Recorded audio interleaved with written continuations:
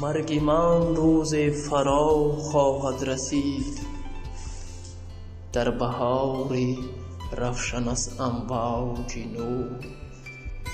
در زمستانی غبارآلود و دور، یا خزان خالی از فریاد و شور.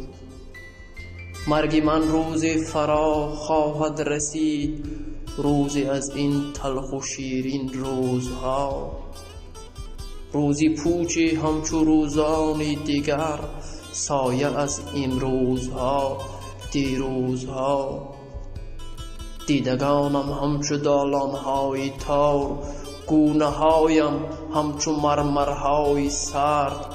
ناگهان خواب مرا خواهد ربود، منتهی خواهم شد از فریاد و درد.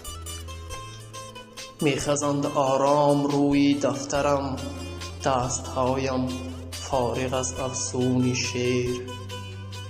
میخزند آرام روی دفترم، دستهایم فارغ از افسون شعر. یاد می‌آرم که در دستان من، روزگار شعله میزد خون شعر.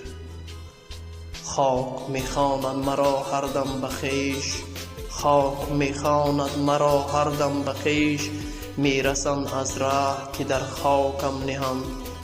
آه شاید عاشقانم نیمه شب، گل بر روی گوری غمناکم نهند.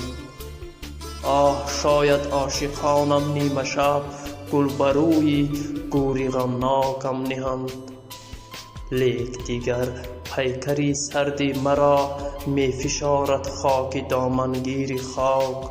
بی تو دور از ضربه های قلب تو، قلب من می پوسد آنجا زیر خاک. بعدها نام مرا باران و باد نرم می شویند از رخسار سنگ. گوری من گمراه می ماند به راه، فارغ از افسانه های نام و ننگ.